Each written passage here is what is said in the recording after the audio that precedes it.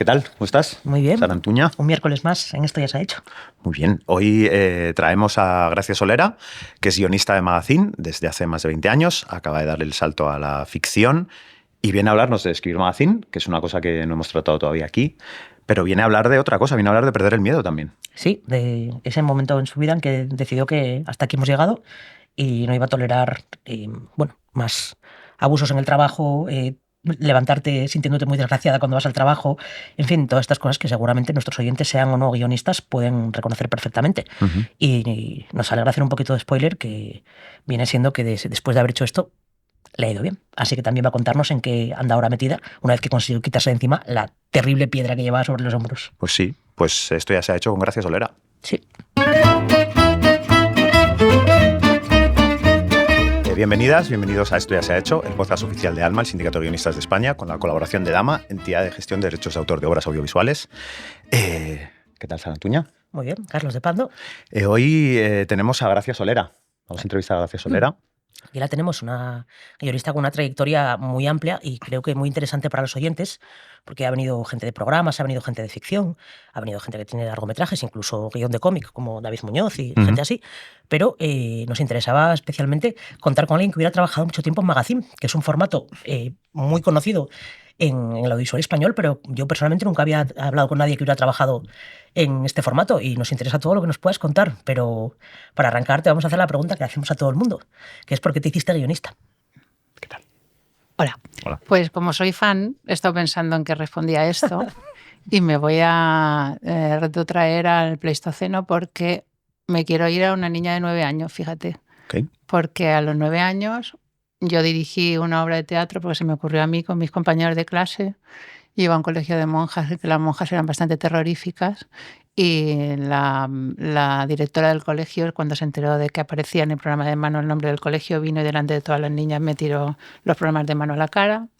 Luego me presenté había un concurso de la Coca-Cola, que todos los niños querían ir porque te llevaban a la fábrica de la Coca-Cola. Yo también me presenté. ¿Visto? Y vi la fábrica de Coca-Cola. Pues a mí no me dieron el premio, porque las monjas, que eran muy majas, le daban los premios a las niñas de los papás que tenían dinero y no era mi caso. Vaya. Entonces, no gané. En compensación, presentaron la redacción y entonces, pues gané el premio del periódico de la provincia y tal. Yo soy de Alicante.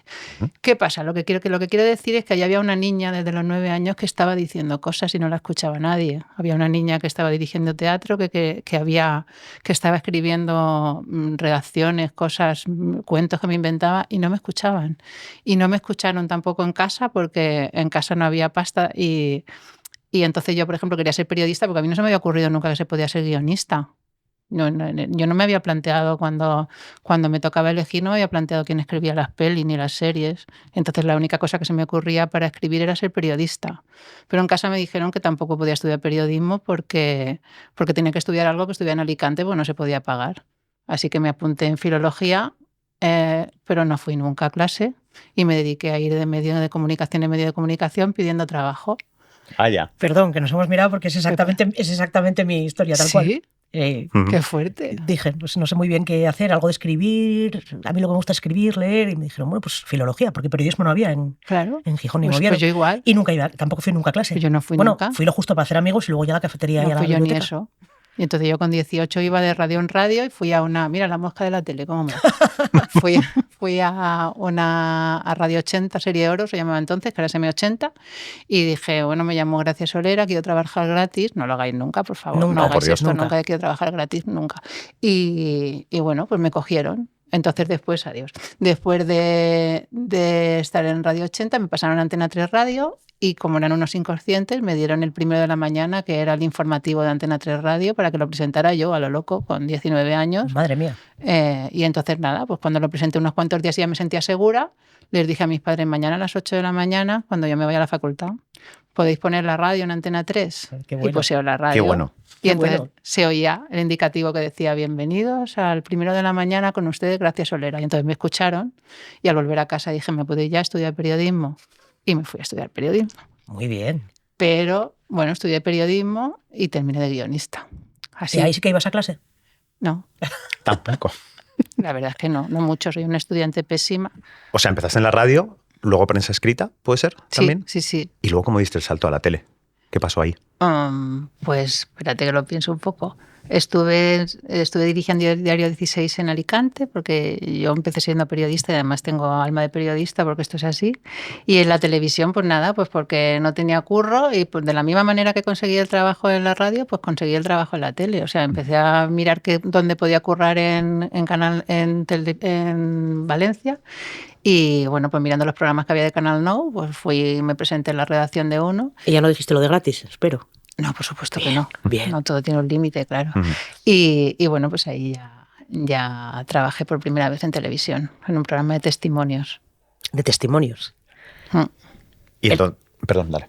¿Era tal cual el nombre del formato? O sea, si hablabas de ello, decías, es un programa de testimonios. Porque yo creo que ya no hay.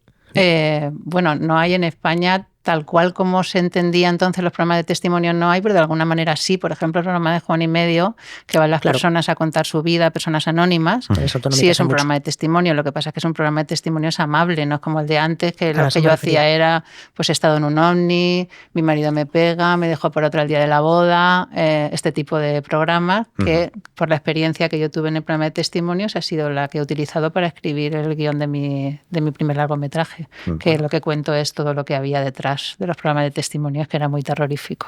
Claro, porque fueron más de 20 años haciendo magazine, ¿no? Sí. Del salto a los testimonios pasas a Televisión Nacional ya directamente a hacer magazine. Sí. He estado como 22 años más o menos en la televisión, la mayoría del tiempo haciendo magazine, luego también he hecho programas de sucesos, programas tipo espectáculo, bueno, este tipo de cosas, pero sobre todo magazine, sí. Variadísimo, ¿no? Sí. Nos han dicho, el equipo de documentación, gente estupenda, que te preguntemos por el elefante. Y claro, no sabemos lo que es, pero hay que preguntar, ¿qué es el elefante en tu vida? El elefante. Pues el elefante fue la manera en la que yo me di cuenta de por qué era maravilloso de alguna manera ser guionista, ¿no? Pues me llamó mi hermano, que es inspector de Hacienda, y estaba yo en el plató del magazine en el que estaba trabajando y me dijo, ¿qué estás haciendo?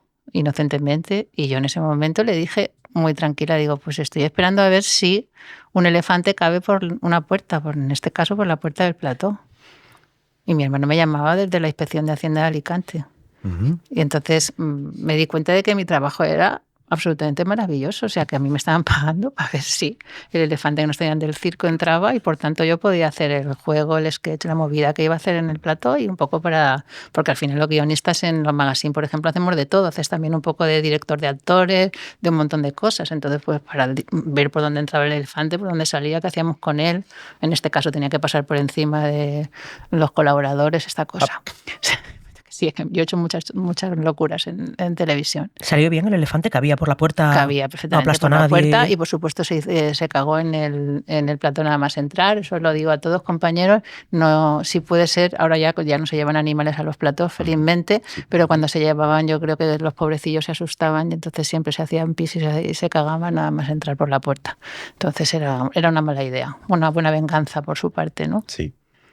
Te iba a preguntar por el mundo guionismo en los programas de magazine. Hasta donde yo sé, no sé si existe una diferencia real entre redactor y guionista, pero sí. La categoría de redactor en general es la más extendida dentro de los programas de magazine y eso hace, o no sé si hace, que te sientas menos guionista precisamente porque ni siquiera la nomenclatura va a jugar a tu favor, ¿no?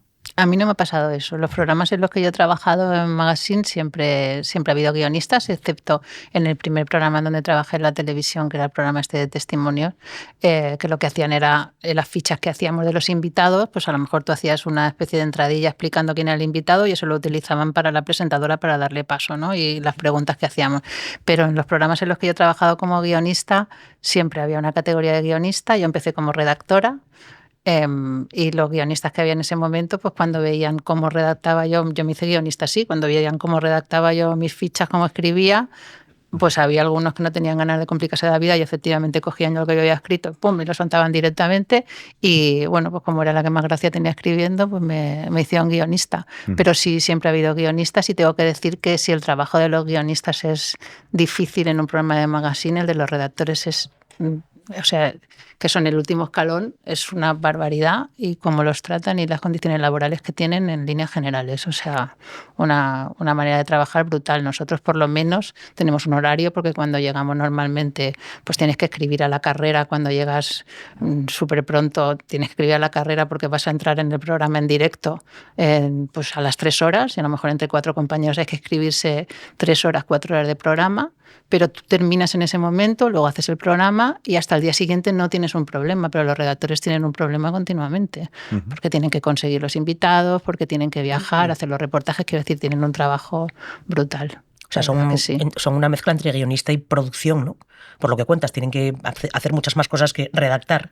Bueno, los redactores no escriben el guión. Lo que ellos hacen, los redactores normalmente lo que hacen es escribir las piezas que se hacen de vídeo, conseguir a los invitados, preparar la información, hacer los reportajes, y nosotros lo que nos ocupamos normalmente pues de lo que pasa en plató y de lo que dice el presentador. Pero el guión llega mucho más allá de lo que dice el presentador. A mí me hace mucha gracia porque a los presentadores les encanta decir esto de hoy me voy a dejar el guión, hoy no hay guión.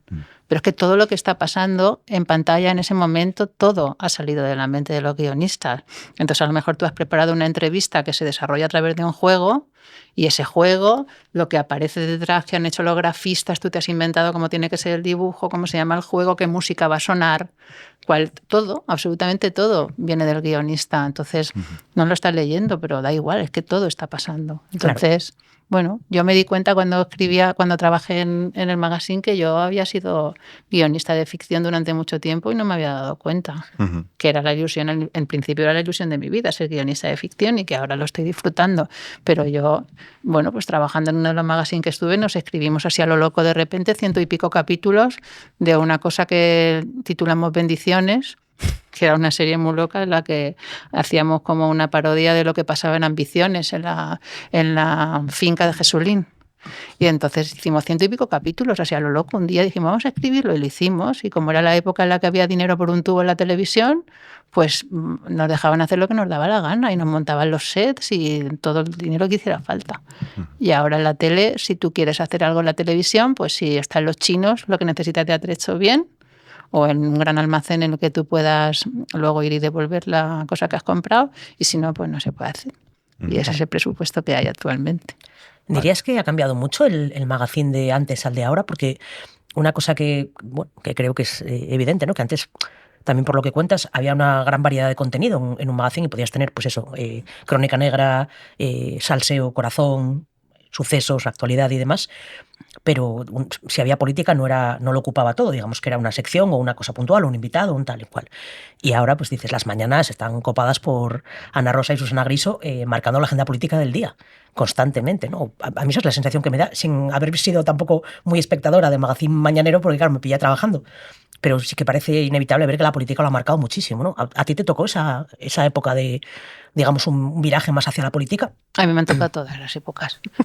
Yo cuando empecé trabajando en magazines, el magazine era una especie como de programa para jugar, en el que lo pasábamos muy bien, que sobre todo estaba dedicado a los grandes artistas de este país, que desgraciadamente ya no tenemos, pero yo he entrevistado a Sara Montiel, a Rocío Jurado, a Rafael, a gente súper que tenía una carrera artística brutal y que te venían a contar eso, y le montaba juegos. Yo le montaba un salón del oeste a Sara Montiel, ¿sabes? O entraba el séptimo de caballería de repente en plató para recibirla, todos vestidos, ¿sabes? En fin, estas cosas, ¿no? Hacíamos espectáculo. Sobre todo el magazine era espectáculo, corazón, artistas, y alguna vez tangencialmente sí se podía tocar la política, pero como tú dices, a lo mejor para entrevistar a un personaje. Entonces, yo no sufría en ese momento lo que supone trabajar en un programa que tiene una línea editorial totalmente contraria a lo que son tus propias convicciones políticas, ¿no? Entonces, en los magazines en los que yo he trabajado, se ha virado muchísimo más a la política, y desgraciadamente en mi caso hacia una línea editorial totalmente contraria a lo que yo pienso, ¿no? Entonces tú tener que escribir en nombre de una persona y poner en su boca una serie de preguntas que van dirigidas a conseguir una respuesta concreta con una pretensión política concreta, pues es complicado. ¿Hay mucha presión en ese sentido, o ya se supone que de arranque sabes tú sabes para quién escribes. El deber de un periodista, igual que cuando escribes ficción, tú pones a tu guión en función de tu personaje y conoces a tu personaje o intentas conocerlo. Cuando escribes en un magazine o escribes para un presentador, nuestro deber es conocer su psicología, estudiarlo y de alguna manera darle lo que te está pidiendo, sobre todo además si tu presentador de alguna manera es el que lleva, pues sí, la línea editorial de tu programa.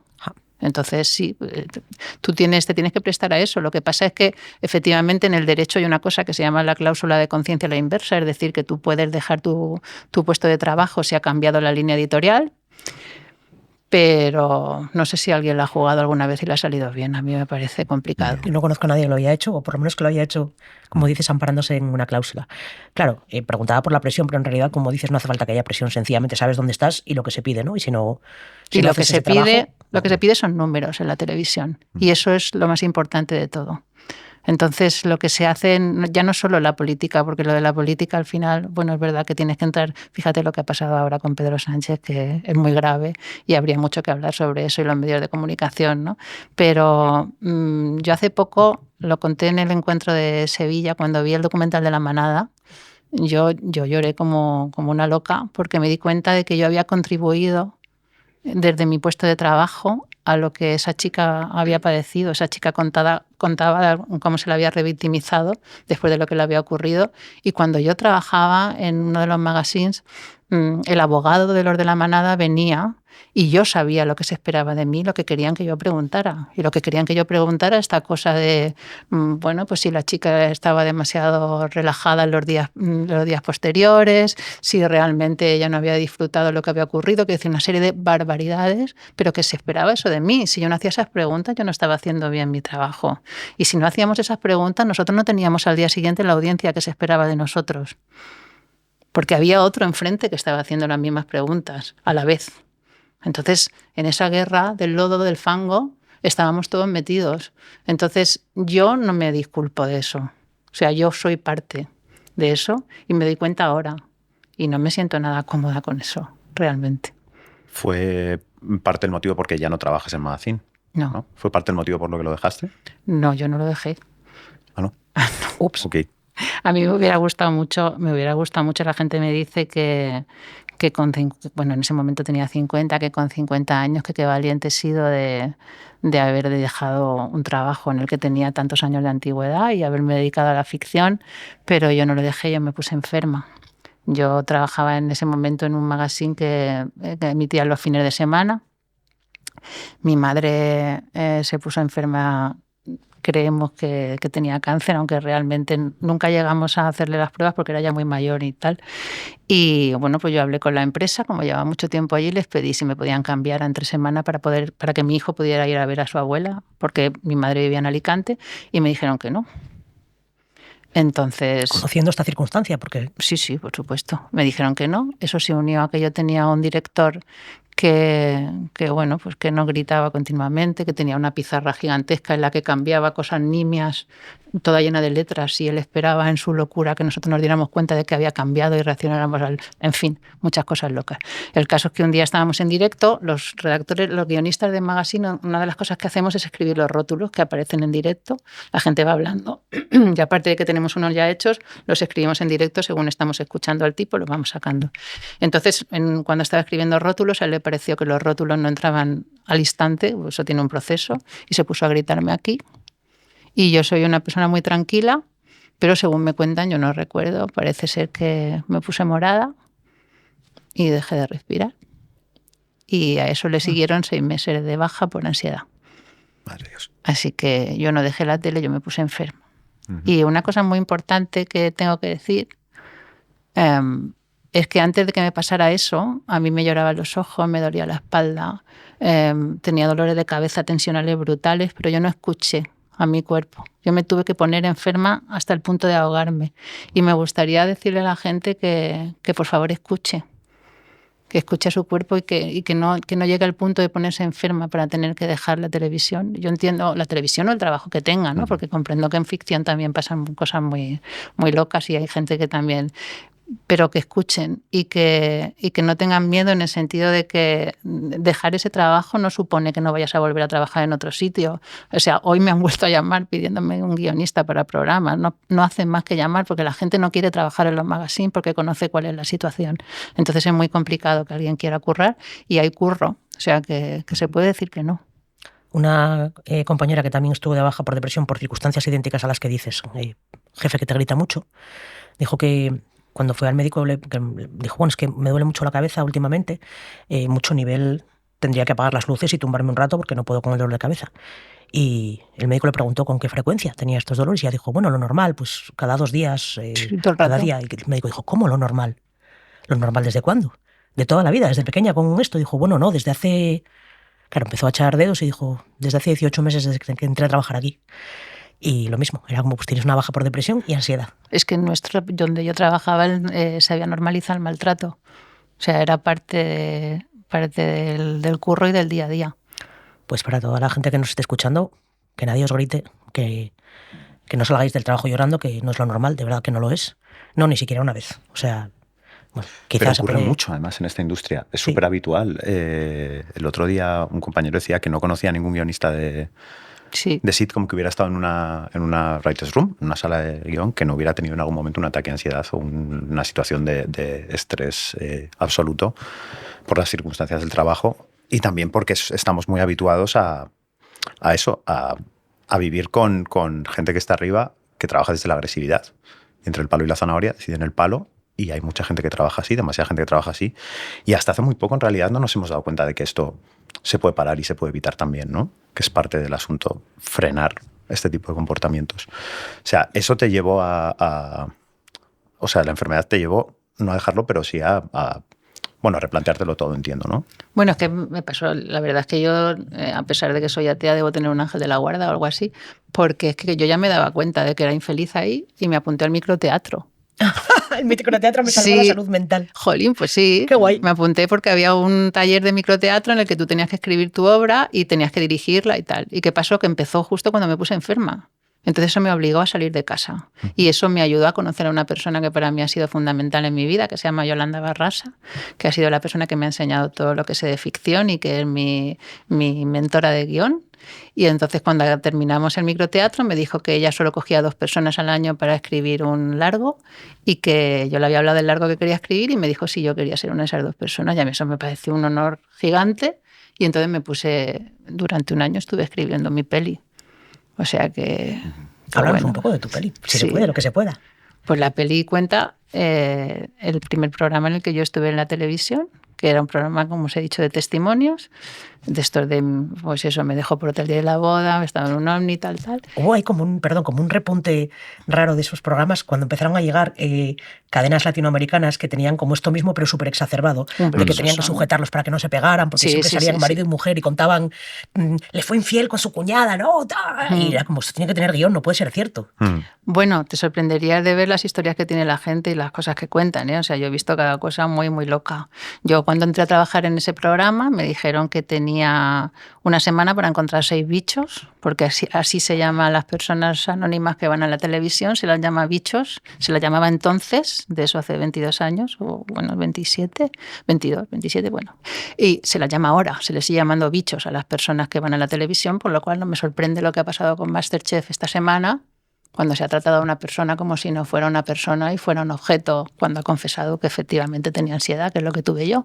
Bueno, pues me dijeron que tenía una semana para encontrar 6 bichos y que no podía traer ni negro, ni moro, ni gitano, ni personas sin dientes porque le daban asco a la presentadora. Wow. Se fue el saludo.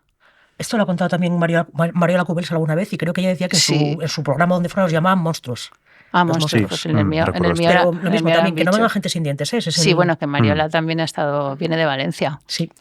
El caso es que, bueno, me dijeron eso, me dijeron que tenía una semana para encontrar los 6 bichos y bueno, pues era la época de la que no había internet. Entonces tú como buscas, el mío se llamaba, me dejó por otro día la boda, era el programa que me pusieron a mí, ¿tú cómo encuentras eso sin internet?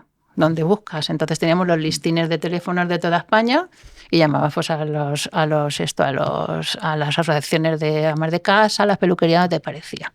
Y yo vi un cartel allí en la redacción que ponía María Martínez Ruiz no puede volver. Y yo, que ahí había 9 tías desesperadas buscando cada una el programa más friki que te puedas imaginar, y yo digo, ¿qué habrá hecho una mujer para no poder volver con lo desesperados que están aquí todos buscando?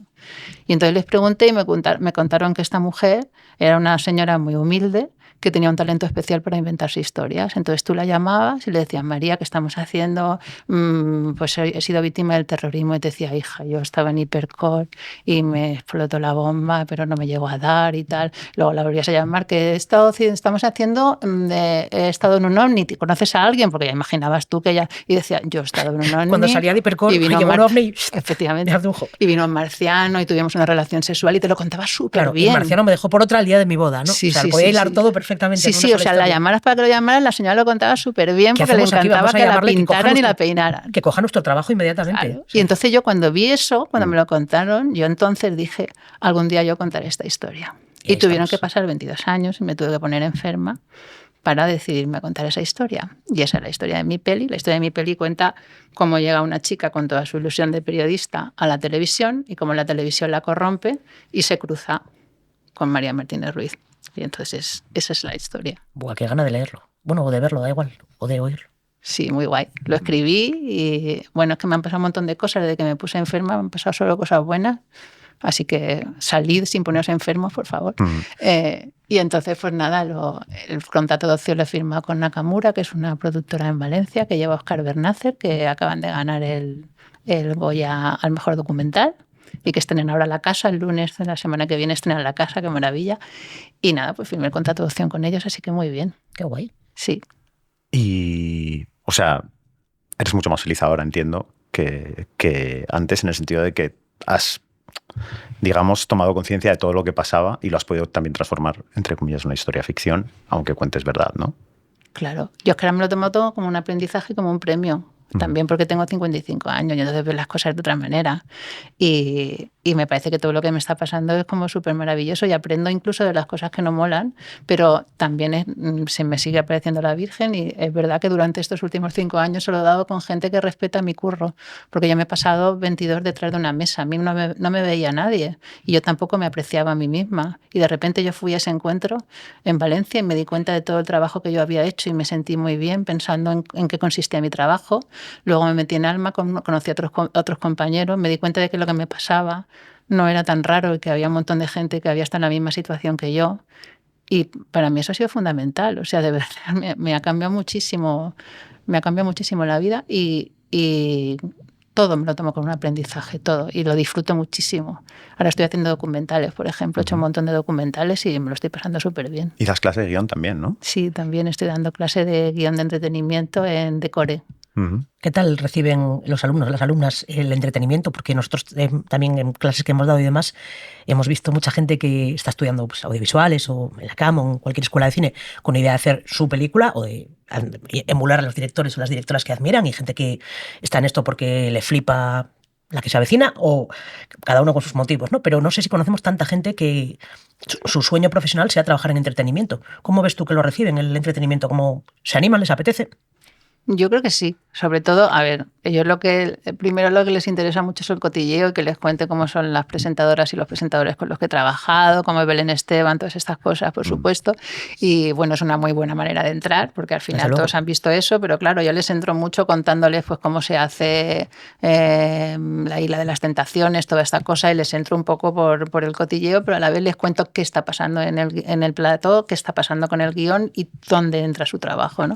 Entonces entran muy bien, se divierten mucho y sobre todo es que yo los pongo a currar casi desde el primer momento. O sea, les he hecho diseñar un documental sobre su vida, los he puesto un día, hemos hecho entre todos el guión de un magazine, los he puesto a escribir rótulos, quiero decir que de repente nos hemos puesto a currar y han visto en qué consiste ese curro y sobre todo les he contado que hay curro. Claro. Es un curro complicado y es un curro muy sacrificado el de guionista de programa, pero hay curro. Entonces, bueno, lo reciben muy bien. En algún sitio te he oído decir, pero no recuerdo dónde, que los que te dan trabajo son los compañeros, no los jefes. Por supuesto. Esto es una cosa importantísima. Hay gente que se confunde de camino e intenta hacerse amigo de los jefes, pero al final los que nos llamamos somos nosotros. Y además tú llamas al compañero, por mucho que te hayan dicho, entonces le llamas y le dices, oye, ¿qué tal este? Y no solo cómo trabaja, sino qué tal es como compañero. Entonces esto es súper importante, porque tú tampoco quieres tener a nadie chungo al lado, ¿no? Entonces, básico. O sea, supervivencia. Afiliados a Alma, los compañeros son los que te darán curro, el microteatro te puede salvar Oye, sí. la salud mental. No, lo digo completamente en serio, es hacer algo completamente distinto. Y desde hace un rato te visualizo como una silueta negra y debajo un rótulo que pone gracias Solera, perder el miedo. Ah, sí. ¿No? Porque por lo que cuentas, de alguna manera fue malo tener que salir por causa de una enfermedad, pero a partir de entonces vas ligera como una pluma, ¿no? Por la vida. La verdad es que sí. A partir de entonces me han pasado todo cosas chulísimas. Por ejemplo, estoy aquí en Dama y me encanta estar aquí porque aquí me han pasado cosas también muy chulas. Me dieron la beca Ibermedia con la película y entonces estuvimos aquí dando las clases de Ibermedia, me lo pasé genial. Presenté un proyecto de serie al concurso de Netflix, el de Cambio de Plano, y me dieron uno de los premios de Netflix. Me eligieron de entre los compañeros para hacer un teaser. He rodado un teaser yo ahí de directora, una cosa loquísima, que yo eso no me lo esperaba. Yo no quería dirigirlo. Me dijeron, bueno, pues entonces te ponemos a una directora novel. Digo, bueno, pues para eso ya me pongo yo. Claro. Que he estado haciendo lo del elefante. Y claro. Y he vivido la experiencia y ha sido una chulada. Me lo he pasado genial y por eso te digo que para mí es todo un aprendizaje. Y me encanta, no tengo miedo. O sea, cuando fui allí me dijeron, ¿estás nerviosa? Digo, ¿qué va? Para mí fue el día más divertido de mi vida, rodar el teaser. Eso te iba a decir. Dices que te han pasado cosas geniales, pero también tiene que ver con que tú asumes o reaccionas a las cosas de otra manera, ¿no? Después de todo aquello. Totalmente. A mí me parece todo lo que me está pasando ahora, me parece un regalo absoluto, me parece un regalo estar sentada hoy aquí. O sea, yo en todo el tiempo en el que he estado trabajando en un magazine ni se me pasaba por la cabeza que mi experiencia profesional pudiera ser interesante para nadie. Entonces todo me parece maravilloso y genial. Sí, me lo estoy pasando en grande. También, a ver, también es que cuando tú tienes 50 años te da tiempo a ahorrar un poquito. También. Entonces, ¿qué dices? Que dices, bueno, a lo mejor no es la súper tragedia cuando tienes 30 años, a lo mejor me paso 3 meses sin trabajo, pues igual ahora me lo puedo tomar de otra manera. Es que creo que bueno, la experiencia es un grado. Y luego porque también estoy en el club este que oí el otro día María Guerra, que me encanta, que soy súper fan, que dijo que hay una serie de personas ya, de mujeres a nuestra edad, que formamos parte del club de las señoras excéntricas, y yo me considero parte del club de las señoras excéntricas con cierta experiencia y saliéndose un poquito de la norma. Entonces, pues me da por no tener miedo y por atreverme. Mira, o sea, qué bien. Un extra consejo, ¿no? Afiliados a Alma, tratad bien a vuestros compañeros y compañeras, el microteatro te puede salvar la vida y si estás en un curro de mierda, ahorra para escaparte, ¿no? Esto es como la bolsa que tenían algunas mujeres maltratadas, ¿no? Que cuando pensaban en dejar a su maltratador, el mejor consejo que les daban era busca un buen escondite en la casa y empieza a guardar cosas para cuando salgas corriendo. Pues sí. Pues esto igual, ¿no? Una buena agenda de compañeros y compañeras para el futuro. Superimportante. Un ratito de descanso para que supere uno que acaba de salir de Vietnam, de Corea, de un campo de concentración. Y para adelante. Y afiliate al Alma, súper importante. Yo recuerdo decirle a los compañeros, éramos lo suficientes como para tener un representante sindical, y yo decía eso y era como si les decía, ¿por qué no os metéis en un sindicato? Como si les dijera que se hicieran mormones, pues algo así. O sea, me miraban como si yo estuviera loquísima. Y ahí siguen. Entonces, claro, cuando se perpetran barbaridades en ese tipo de programas, lo que hacen normalmente es reunir a la gente por separado, porque cuando tú divides eres capaz de vencer. Claro. Pero ha pasado que en programas de este tipo, por ejemplo, un viernes lo hacía una productora, el lunes lo hacía una productora diferente. Sí. Y a los compañeros se les dijo que si no renunciaban a su antigüedad, que se iban a la calle. Cuando ellos podrían haberse unido todos y haber dicho no, porque si ninguno de ellos hubiera currado, no podría haber salido el programa el lunes. Claro. Pero les hicieron renunciar a su antigüedad. Y los que no fueron a juicio, claro, y ganaron el juicio, por supuesto. Claro, Pero eso de un viernes a un lunes. Eso es una subrogación de contrato de toda la vida. Tú no tienes por qué ni siquiera firmar un contrato nuevo. Pero les obligaron a eso. Guillotina a la Puerta del Sol. Guillotina. Pues has dado muchos consejos hoy, que creo que han estado todos estupendos. ¿Cuál es el mejor consejo que te han dado a ti en tu carrera? O el que, más allá de lo que hemos hablado hoy, le darías a un guionista o una guionista que estuviera empezando. El del miedo es súper importante. El de no esperar a ponerse enfermo y el de no tolerar la barbarie cuando la tienes alrededor y ver si te compensa, que no te compensa, porque luego te pesa. A mí me pesa muchas cosas de las que he escrito y me hace muy feliz. Pues yo a lo mejor tendríamos que tener otra conversación para que os cuente las cosas divertidas, porque he estado aquí súper negativa, pero no me pasa cosas divertidísimas. Al contrario. Para nada. Me han pasado cosas muy chulas, y he disfrutado un montón y he hecho muchas locuras. Pero de los consejos que a mí me impactaron es una chorrada, pero a mí me encantó que un día cuando era periodista escribí un titular. No se me ocurrió el titular, vino el que estaba en ese momento de jefe de redacción, que era bastante sabio, escribió otro y le dije, a mí este titular no me gusta. Y él me dijo, ¿se te ocurre algo mejor? Y le dije, no. Y me dijo, pues entonces es el mejor titular. Y yo dije, pues sí, efectivamente. Entonces es una chorrada, pero a mí eso me hizo clic. Muy bien. Pues Muchísimas gracias. Gracias, Solera. Sí, un placer. Gracias a vosotros. Esto ya se ha hecho. Bla, bla, bla. Bueno, pues turra sindical. Y hoy en la turra sindical tenemos a Alba Lucío y a Cristóbal Garrido, que nos vienen a hablar así de despidos. Así, No, yo vengo a hablar de mí.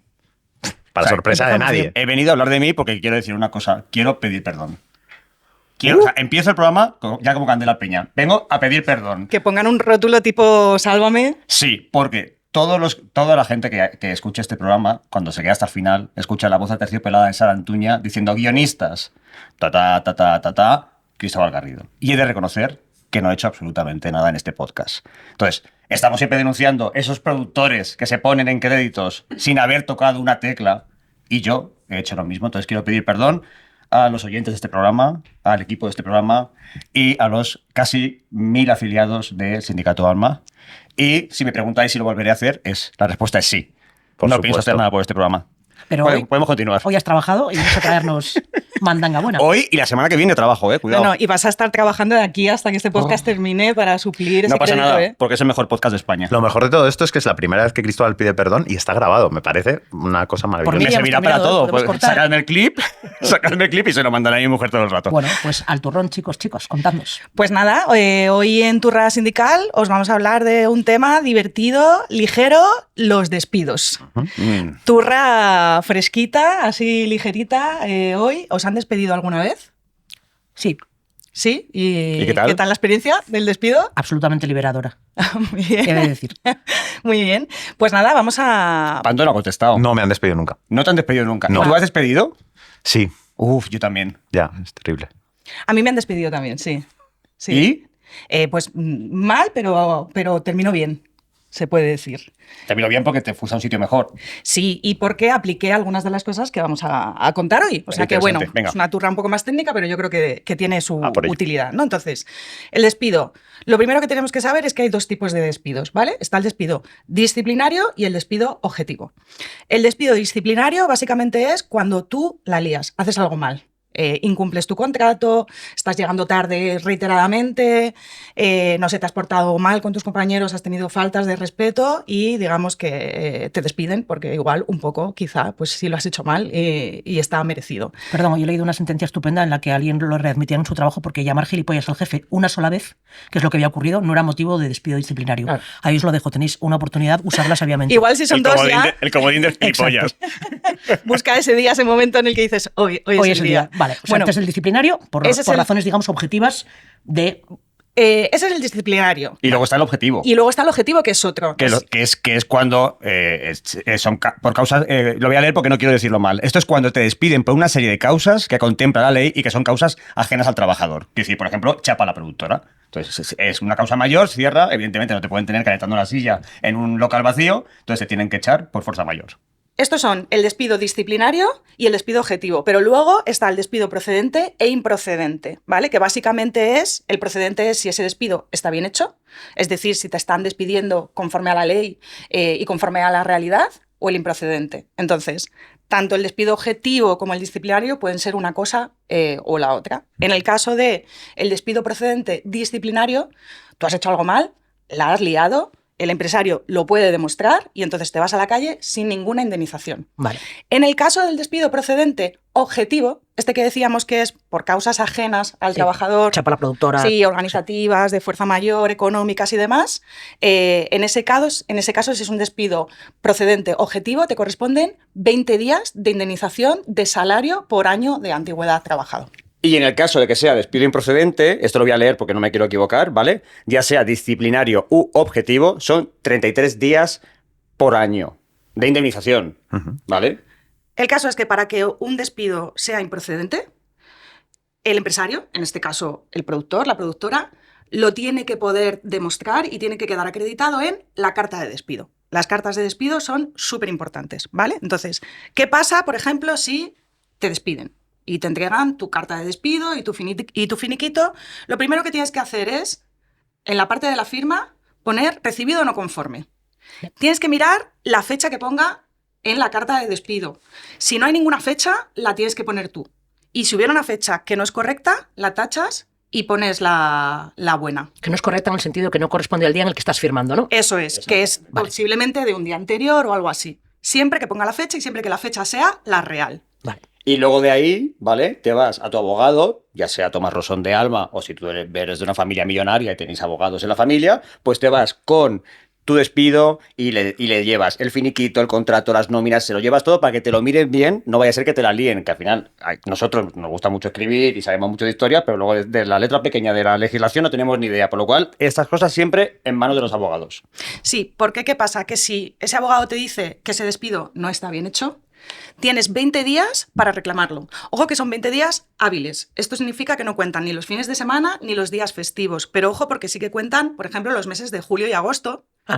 ¿Vale? Y es uno de los motivos por los cuales se producen bastantes despidos en verano, porque claro, igual pues te pilla con vacaciones de por medio, los días se te van consumiendo de otra manera, cuando te quieres dar cuenta, ¡pum!, se te acaban los 20 días para reclamar, entonces súper importante tener en cuenta estos 20 días de reclamación y que no se te pasen. Y entonces si decides reclamar, ¿vale? Tienes que es obligatorio hacer una conciliación en el SMAC, que no son los cereales estos del desayuno, es una cosa que se llama SMAC, S-M-A-C, ¿vale? Aquí en Madrid está en la Plaza de los Cubos. Entonces ahí te dan una fecha, vas ahí con tu abogado, mejor puedes ir solo, pero mejor con tu abogado, y lo normal es que ahí mismo se llega a un acuerdo con la empresa. Si no llegas a un acuerdo, pues vas a juicio. Si ganas el juicio, ¿qué puede pasar? Pues que la empresa te readmita o que te tenga que indemnizar. Uh-huh. Y aquí es una cosa que yo esto no sabía, que me lo he aprendido gracias a este guión, que por supuesto hemos escrito los dos. No es verdad, lo he escrito yo. Yo esto no lo sabía, que aunque pierdas, el trabajador nunca paga las costas. Que esto es interesante. Tú pagas a tu abogado, evidentemente, pero las costas y todo este tipo, y las tasas y todo este rollo, solo las paga el trabajador. Por lo cual aquí la ley ampara y protege a los trabajadores. O sea, que no tienes que tener miedo de ir a juicio porque incluso si perdieras y no ganaras tu readmisión o tu indemnización justa, al menos no te cargarían las costas del juicio. Correcto. Es una cosa laboral que tienes derecho a reclamar. Y lo bueno es que si tiras de la asesoría legal de Alma, que son tarifas más reducidas, así que, oye, pues la cosa no sale mal en el peor de los casos.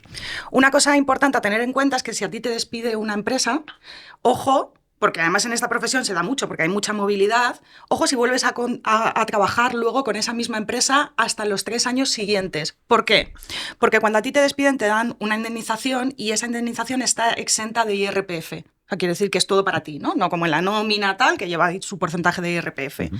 Si en los 3 años siguientes tú vuelves a trabajar con esa empresa, tú pierdes esa exención y te corresponde a ti, como trabajador, hablar con Hacienda, ponerte en contacto con ellos para regularizar tu situación y decirles, oiga, mire, que a mí yo tenía esta indemnización que no pagué IRPF en su día y entonces tendrás que abonar el IRPF que no pagaste en su momento. Esto hay que tenerlo importante en cuenta, porque si no lo haces, pues el que vas a tener un problema con Hacienda vas a ser tú. Y luego está el típico el despido nulo, que es una vez que te han despedido, tú vas a pleiteas y el juez dice, no, esto es un despido nulo y hay que reincorporar a este trabajador.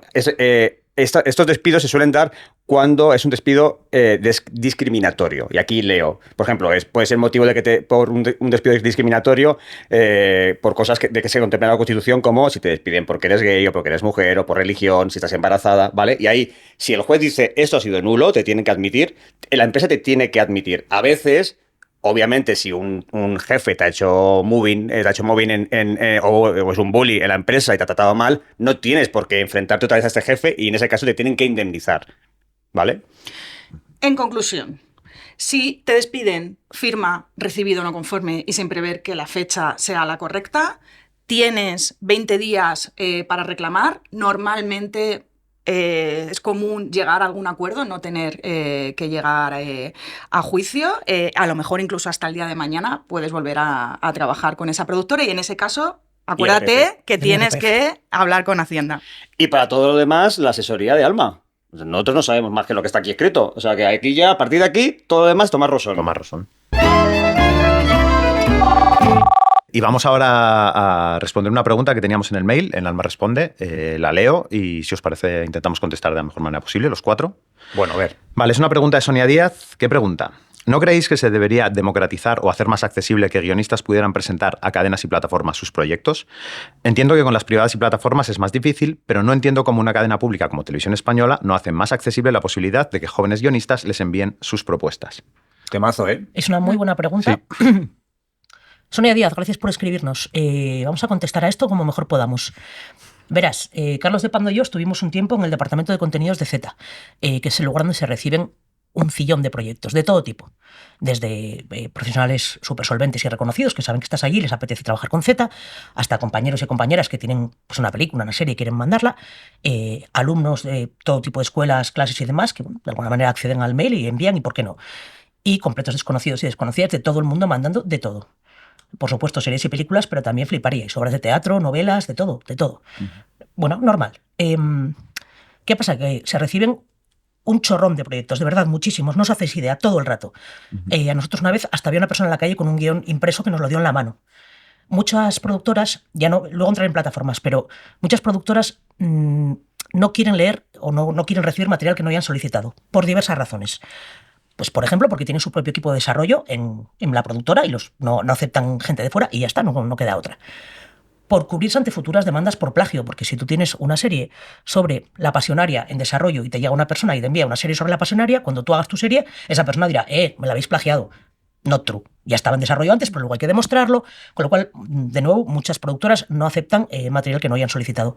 Es prudente, Sonia, y cualquiera que nos escuche que esté en esta situación, no enviar directamente ni a productoras, ni a plataformas, ni a nadie material que no haya solicitado esa gente.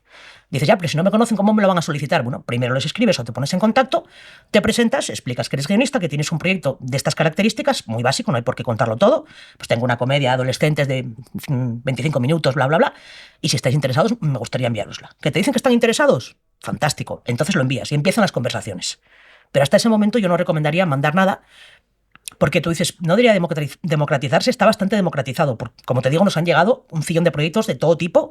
En menos de un año no sé cuántas cosas habremos leído. Cientos. Pero, evidentemente, tiene que haber algún tipo de filtro, aunque solo sea para tumbar las trilogías de ciencia ficción que llegan, supongo que porque Z era editorial y tendrán la esperanza de que se las editemos, o no tengo ni idea, pero de verdad que han llegado cosas que ni siquiera eran relatos, obras de teatro. Tiene que haber algún tipo de filtro. Y uno de los primeros filtros es, mucha gente no lee nada o no quiere leer nada que no haya solicitado. Yo quiero añadir que yo creo que algo que te puede ayudar a que se abran esas puertas que a veces percibes como cerradas, yo estoy de acuerdo con que a veces hay algunas puertas más cerradas que otras, también depende, creo, mucho del tipo de cadena o de plataforma, pueden tener una actitud u otra, pero una cosa que te abre un poco esas puertas, creo, es ir con una productora. Si quieres ir a presentar un proyecto a una plataforma o a una cadena, creo, si no tienes mucha experiencia, que necesitas que algo te avale, ¿no? De alguna manera. Entonces, a lo mejor hay un camino que no es directamente el de intentar llegar a las cadenas, sino el de, bueno, buscar una productora que confíe en ti, que las productoras buscan proyectos y que si alguien ve que tu proyecto es interesante o que tú como guionista tienes algo que ofrecer, pues bueno, ir con esa productora ya te va a abrir todas esas puertas, creo, de manera mucho más fácil. Claro, porque los proyectos que desarrollan estas plataformas cuestan un cillón de euros, son muy caras las producciones audiovisuales, y tiene todo el sentido que no se lo dejen esa responsabilidad alegremente a gente sin ninguna experiencia. Es injusto porque de alguna manera hay que entrar en el mercado laboral, sin duda. Pero si tú tienes una propuesta, un proyecto que les interesa, lo que harán lógicamente será buscar una productora solvente o poner al cargo de tu proyecto a un equipo de guionistas también solvente, con experiencia demostrable. Y esto no es los de siempre porque tengan nombre, esto es porque es gente que ha demostrado que es capaz de cumplir lo que promete esa premisa tan buena, que no se va a quedar en el aire, que va a ser capaz de aguantar 9 meses de intensísimo trabajo de desarrollo como mínimo, que nosotros hemos estado 5 años desarrollando cosas. Entonces, bueno, solamente para garantizar que eso pueda tener visos de llegar a alguna parte, no digo ya rodarse y estrenarse, necesitan gente, pues eso, con solvencia. Y eso puede ser, como dice Alba, ir a una productora y que la productora ya le dé la garantía a la plataforma de que ellos confían en ese proyecto, lo bastante como para querer llevarlo y contarlo. Eso sí, deberían llevarte con ellos a venderlo. Y luego está el tema de las teles públicas. Es verdad que al ser una tele pública debería haber cierta responsabilidad, cierta transparencia de que como ente público ser más accesible. También es cierto que por muy accesible que sea, da igual que tengas un mail público en el que todo el mundo va a ser absurdo porque como dices tú, van a llegar un cillón, que no sé un cillón, ¿cuántos guiones son? Exactamente en ceros. Millones de millones. Millones de ceros. Pues van a llegar un cillón de guiones. Entonces, daría igual. Porque si tú tienes un mail súper transparente, una dirección de correo, algo en el que todo el mundo puede mandar algo, si todo el mundo puede mandar algo, nadie puede mandar nada porque se quedará en un limbo absurdo de cientos de miles de mails de gente anónima mandando PDFs no requeridos. Entonces, la explicación que tú has dado, Sara, de primero ponte en contacto, cuenta algo, me parece que es la vía más óptima, sobre todo porque me parece que es la vía más profesional. Y yo creo que a la hora de entrar, de hacerte hueco en productoras y plataformas y demás, yo creo que hay que si quieres que te contraten como profesional, tienes que parecerlo. Y evidentemente es difícil que vayas a contratar a un tío que está con un guión en un portal en plena noche, ¿sabes? Pero creo que es más fácil que una persona educada, que te escribe un mail súper conciso, con una sinopsis, una tagline, una cosa muy concreta. Yo creo que eso da una imagen estupenda de ti como profesional. Sí, además yo creo que antes igual era un poco más difícil acceder a esos estamentos concretos, ¿no? Porque dices, yo tengo un guión, pero no conozco a nadie. Vale, pero ahora mismo hay un montón de eventos, charlas, conferencias, cursos, seminarios, ferias de contenido, donde gente de esas productoras acude. Que en ese momento no tienes nada para llevarles, bueno, siempre puedes pedir el contacto y ahí será un contacto real, no será el mail, como dice Cristóbal, de manda un guión @televisionespañola.com, sino será probablemente el mail del departamento de contenidos o de la persona que se encargue de seleccionar los proyectos. Y ahí es donde procede empezar una conversación, como bien dices, de profesional. No hay nada de malo en preguntar si desean recibir este tipo de material o si están buscando algo concreto que tú puedas ofrecerles y demás. Dicho lo cual, hay que decir que no se preocupe tanto a Sonia, ¿se llamaba? Sonia. A Sonia como a la gente que nos está escuchando que está en su misma situación. Todos los que estamos en esta mesa y los que han pasado por aquí y los que pasan han empezado por primera vez. Todo el mundo ha acabado llegando a ese sitio. Es decir, no hay una puerta concreta con una flecha y un neón que te dice aquí, esto es. Hay 1000 maneras de entrar, 1000 maneras, y todas diferentes. Pero que no se preocupe, que hay una manera y la conseguirá seguro si sigue intentándolo y si lo hace bien. Yo quería añadir una cosa que también es el tema de la experiencia, que creo que a veces también, que poder escribir tu serie, ¿no? Vamos a llamarle, o tu peli, es una meta que entiendo que tenemos todos los guionistas, pero que a veces quizá hay que hacer algo de camino o hay que tomar un camino un poco lateral antes de poder llegar ahí, ¿no? Que es intentar ganar experiencia de alguna manera, ¿no? Entonces, bueno, es intentar encontrar trabajo como guionista de otra forma, que no, aunque no sea haciendo tu serie, escribiendo, si tienes la suerte de poder escribir en un proyecto para el que te llamen para hacer lo que sea, o trabajar de guionista en otro ámbito, de no ficción, o no sé, hacer tus cortometrajes, encontrar la manera de ganar experiencia para que te vaya, por un lado, dando un aval de cara a que te puedan recibir y a la vez para que te vaya preparando para que el día en que puedas ponerte delante de una cadena o de una plataforma y decir, mira, este es mi proyecto, te lo voy a pitchear, estés preparado o preparada también para escribirlo y llevarlo adelante si es que te lo compran. A veces es más fácil,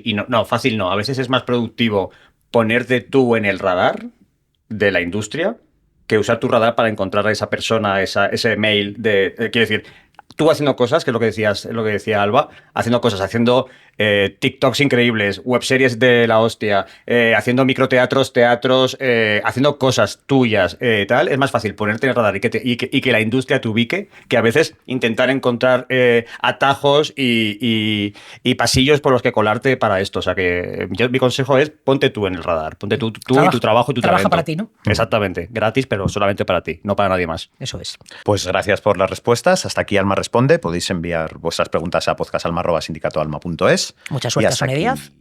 Y hasta aquí el programa de hoy. Y ya Sí, está, mucho. nos marchamos. Un placer recibir a Gracia Solera, recibir a Cristóbal Garrido y a Alba Lucío. Y esto ya se ha hecho y se volverá a hacer el miércoles que viene. Sí. Listo. Esto ya se ha hecho es el podcast oficial de ALMA, el Sindicato de Guionistas de España, con la colaboración de DAMA, la entidad de gestión de derechos de autor de obras audiovisuales, y grabado en su sede de Madrid. Presentado por Sara Antuña y Carlos de Pando. Dirección, Alba Lucío y Josep Platera.